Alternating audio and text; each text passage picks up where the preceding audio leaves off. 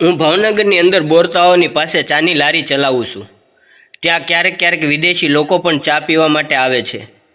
એક દિવસ એક અમેરિકન મહિલા અને તેની જવાન છોકરી મારે ત્યાં ચા પીવા માટે આવી. ચા પીતા પીતા અમેરિકન મહિલા મને તાકી તાકીને જોવા લાગી અને તે મને કહેવા લાગી કે તું મારી પાસે નોકરી કરીશ? જો તું હા પાડ તો હું તને 50,000 રૂપિયા આપીશ. મેં કહ્યું કે પણ વિદેશ જવા માટે મારી પાસે પૈસા નથી. તો તેણે કહ્યું, તારે વિદેશ જવાની જરૂર નથી. હું અહીં ભાવનગરની અંદર જ રહું છું અને હું હજુ થોડો સમય રહેવાની છું. મેં તેને કામ વિશે પૂછ્યું તો તેણે મને કહ્યું કે ફક્ત ઘરનું કામ કરવાનું છે. હું તેમના ઘરે ગયો. મેં જોયું કે મેડમ એકલા જ રહેતા હતા અને પછી મેડમે મને એક ઘટિયા કામ કરવાનું કહ્યું તો મેં તેને ના પાડી દીધી અને હું પાછો જવા લાગ્યો. તો તે મને કહેવા લાગી કે બાજુના રૂમમાં તારી માટે ગિફ્ટ પડી છે, તે લઈ લે અને તું જઈ શકા છો. હું તે રૂમમાં ગયો તો મારા પગ નીચેથી જમીન સરકી ગઈ, કારણ કે ત્યાં મારું નામ વિક્રમ છે પણ બધા મને વિકી કહીને બોલાવે છે. મારી પાસે ગાડી પણ નહોતી અને હું જાજુ ભણ્યો પણ નહોતો. મારી છોકરીનું નામ દિવ્યા હતું. તે ખૂબ જ સુંદર હતી. મારા લગ્ન નાની ઉંમરમાં જ કરાવી દીધા હતા. જ્યારે મારી દીકરી 10 વર્ષની હતી ત્યારે મારી પત્ની એક એક્સિડન્ટમાં મૃત્યુ પામી હતી. હવે દુનિયામાં હું અને મારી દીકરી હતા. તેની સિવાય અમારી દુનિયામાં બીજું નહોતું. મારી મમ્મી પપ્પા પહેલાં સ્વર્ગવાસી થઈ ગયા હતા. હું મારી છોકરીને ખૂબ જ પ્રેમ કરતો હતો. તેની જિંદગી ખરાબ ન થાય એટલે મેં બીજી વાર લગ્ન ન કર્યા. મારે ઘણા સંબંધી હતા પરંતુ મારી સાથે તેનો ખાસ સંબંધ હતો નહીં, કારણ કે હું ખૂબ જ ગરીબ હતો. ધીમે ધીમે મારી દીકરી મોટી થઈ રહી હતી. હું તેના લગ્ન માટે દિવસ રાત મહેનત કરતો. હું એક ચાની લારી હકારતો હતો અને મારી છોકરી એક પ્રાઇવેટ સ્કૂલમાં છોકરાઓને ભણાવતી હતી, પરંતુ તેનો પગાર વધારે નહોતો. એક દિવસ એક વિદેશી મહિલા અને તેની જવાન છોકરી મારી દુકાન તરફ આવી રહી હતી. તો મેં વિચાર્યું કે આજે મને મોટી ભેટ મળશે, કારણ કે વિદેશમાંથી આવનારા લોકો ભેટ આપ્યા વગર જતા નથી. તે મહિલાએ મારી લારી ઉપર આવીને 2 ચાનો ઓર્ડર આપ્યો અને ખુરશી ઉપર બેસી ગઈ. તે મને એક નજરે જોઈ રહી હતી. તે ખૂબ જ પૈસાદાર મહિલા હતી. તેની ઉંમર લગભગ 35 વર્ષની હશે. તે વારંવાર પોતાની ઘડિયાળમાં જોતી અને મારા ચહેરા સામું જોતી. તેણે મને પૂછ્યું, આ ચાની લારી અંકારીને તને કેટલા પૈસા મળે છે?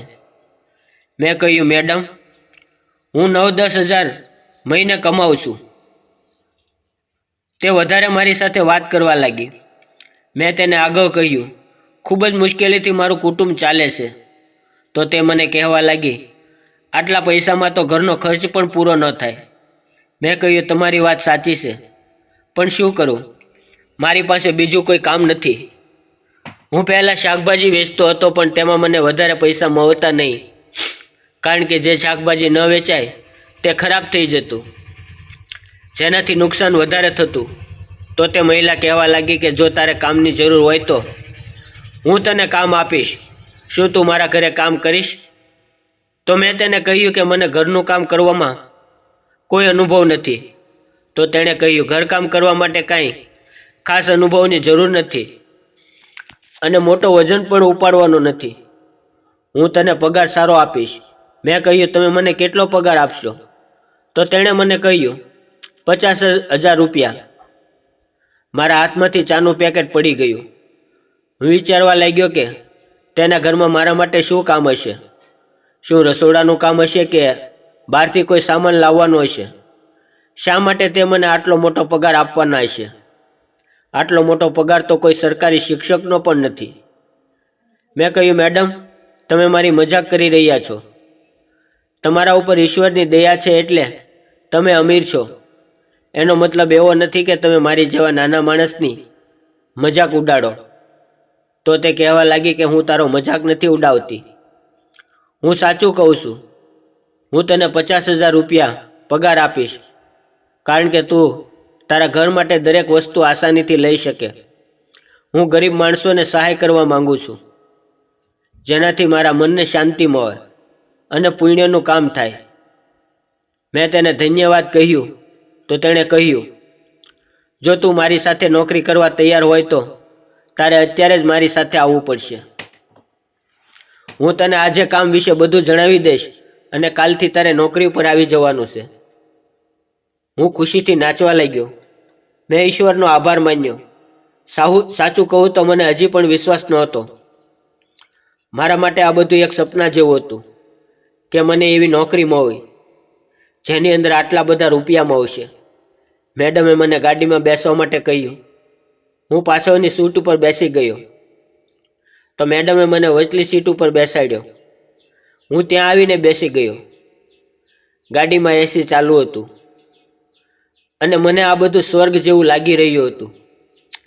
કિંમતી ગાડીમાં હું ક્યારેય બેઠો નહોતો. અડધા કલાક પછી હું તેમના ઘરે પહોંચ્યો. તેનું ઘર જોઈને હું દંગ થઈ ગયો. તે ખૂબ જ મોટું ઘર હતું. ઘરની ચારે બાજુ સુંદર મજાનો બગીચો હતો. હું વિચારવા લાગ્યો કે બસ મારે અહીંયા જ કામ કરવાનું છે, કારણ કે આટલા મોટા ઘરની સાફ સફાઈ અને મોટા બગીચાની દેખભાળ કરવા ઘણો સમય લાગે તેમ હતું. પરંતુ જ્યારે હું અંદર ગયો તો મેડમે કહ્યું કે તારે સફાઈ કરવાની નથી બગીચાનું ધ્યાન રાખવાનું. મેં આ બધું કામ કરવા માટે પહેલાં જ 3-4 નોકર રાખેલા છે. તારે તે બધા પાસે કામ કરાવવાનું છે. બજારમાંથી સામાન લાવવો અને આ બધા નોકર બરાબર કામ કરે છે કે નહીં તેનું ધ્યાન રાખવાનું. એમ સમજ કે તારે મેનેજરનું કામ કરવાનું છે. હું વિચારવા લાગ્યો કે આ તો ખૂબ જ આસાન કામ છે. હું મનમાં ને મનમાં ઈશ્વરનો આભાર માની રહ્યો હતો, કારણ કે તેની દયા વગર આવું થવાનું ન હતું. મેડમે કહ્યું કે કાલથી તું નોકરી પર આવી જજે. કાલે તું વ્યવસ્થિત તૈયાર થઈને આવજે, કારણ કે હવે તું કાંઈ ચા વેચવા વાળો નથી, કેમ કે હવે તું આ મોટા ઘરનો મેનેજર છો. તેની વાત સાંભળીને મને પણ આનંદ આવી રહ્યો હતો.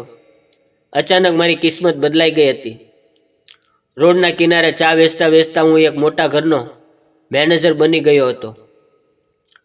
મેડમે મને થોડા રૂપિયા પણ આપ્યા. હું વિચારી રહ્યો હતો કે જ્યારે હું આ વાત મારી છોકરીને કહીશ તો તે પણ ખૂબ ખુશ થઈ જશે. બીજા દિવસથી હું નોકરી ઉપર લાગી ગયો. આમ 15-20 દિવસ ક્યારે જતા રહ્યા તેની ખબર જ ન રહી. એક દિવસ મેડમે મને કહ્યું, આજ રાતે તું ઘરે ન જતો. મેં કહ્યું, મેડમ મારે ઘરે તો જવું જ પડશે, કારણ કે મારી છોકરી એકલી હોય છે. તો મેડમે કહ્યું, ઠીક છે, તું 10 વાગ્યા પછી જઈ શકાશો. આટલું કહીને તેણે મને એક સુંદર મજાના રૂમની અંદર બેસાડ્યો અને કહ્યું કે મારે તારું કંઈક ખાસ કામ છે, તું અહીંયા બેસ, હું આવીને બતાવું છું. હું તે રૂમની અંદર કલાકો સુધી બેઠો રહ્યો અને તેની રાહ જોતો રહ્યો, પરંતુ તે ન આવ્યા. હું વિચારવા લાગ્યો કે આ તે કેવું કામ છે. ઘરના બધા કામ તો પૂરા થઈ ગયા હતા. 2 કલાક પછી મેડમ આવ્યા. તેણે ખૂબ જ ટૂંકા અને આકર્ષિત કરે તેવા કપડાં પહેર્યા હતા. તે જોવામાં ફિલ્મની મોડલ લાગી રહી હતી. મેં કહ્યું, મેડમ શું તમે કોઈ પાર્ટીમાં જાઓ છો? કારણ કે ગાડીનો ડ્રાઈવર આજે રજા ઉપર હતો. પરંતુ તે હસતા હસતા મારી પાસે બેસી ગયા. તેણે મારો હાથ પકડ્યો અને હજી હરકત કરવા લાગ્યા. મેં કહ્યું, મેડમ આવી હરકત તમને શોભા દેતી નથી. તો મેડમ કહેવા લાગ્યા, આજના જમાનાની અંદર કોઈ પણ ઈમાનદાર નથી. મેં તેને નોકરી પર એટલા માટે જ રાખ્યો કારણ કે તું મને આનંદ આપી શકે. આજે બધા જ નોકરને મેં ઘરે મોકલી દીધા છે. હવે ઘરમાં ફક્ત આપણે બંને છીએ અને તું પણ મારી ઉંમરનો જ છે. શું તને મારી આવી હરકતથી પરેશાની થાય છે? મેં કહ્યું, મેડમ તમે મારી પાસે આવું કામ નથી કરાવી શકતા. હું આવું ક્યારે પણ નહીં કરું. હું તમને મારી માની નજરે જોઉં છું. મારા દિલની અંદર તમારા માટે ઇજ્જત છે. જ્યારે મેં મેડમની સામે મા શબ્દ બોલ્યો તો મેડમ ઊભા થઈને તાળીઓ વગાડવા લાગ્યા. મેં તેની તરફ જોયું તો તે બોલ્યા, આજ તે છેલ્લી પરીક્ષા પાસ કરી લીધી છે. હું તેને જોતો જ રહ્યો. મેં કહ્યું, કેવી પરીક્ષા? તો મેડમ કહી રહ્યા હતા કે હું તારી પરીક્ષા લઈ રહી હતી. તે આજે તેને પાસ કરી લીધી છે. હું મારી એકની એક દીકરીના લગ્ન તારી સાથે કરાવવા માંગુ છું. હું તારી સાસુમાં બનવા માંગુ છું. હું વિચારમાં પડી ગયો કે લગ્ન તો હું કરી લઉં, પણ મારી દીકરીનું શું થશે? મને વિચારતો જોઈને મેડમ બોલ્યા, તું કોઈ પણ વાતની ટેન્શન ના લે, કારણ કે તારી છોકરી પણ આપણી સાથે જ રહેશે અને તેના લગ્ન આપણે એક સારા છોકરા સાથે કરાવશું. મેં મેડમની વાત સ્વીકારી લીધી. લગ્ન પછી હું મારી પત્ની અને મારી દીકરી સાથે ખુશીથી રહેવા લાગ્યો અને થોડા સમય પછી મારી દીકરીના લગ્ન પણ એક સારા બિઝનેસમેન સાથે કરાવી દીધા. મિત્રો, ખૂબ મહેનત અને ઈમાનદારીથી કામ કરવાવાળાની કિસ્મત રોડપતિથી કરોડપતિ બનાવી દે છે. જો તમને વાર્તા પસંદ આવી હોય તો કોમેન્ટ બોક્સની અંદર એક નાની એવી કોમેન્ટ કરજો. વિડીયોને લાઇક અને ચેનલને સબસ્ક્રાઈબ જરૂર કરજો. ફરી મળશું એક નવી વાર્તાની અંદર. ત્યાં સુધી આવજો. વિડીયો પૂરેપૂરો જોવા બદલ આપ સૌ મિત્રોનો દિલથી ખૂબ ખૂબ ધન્યવાદ.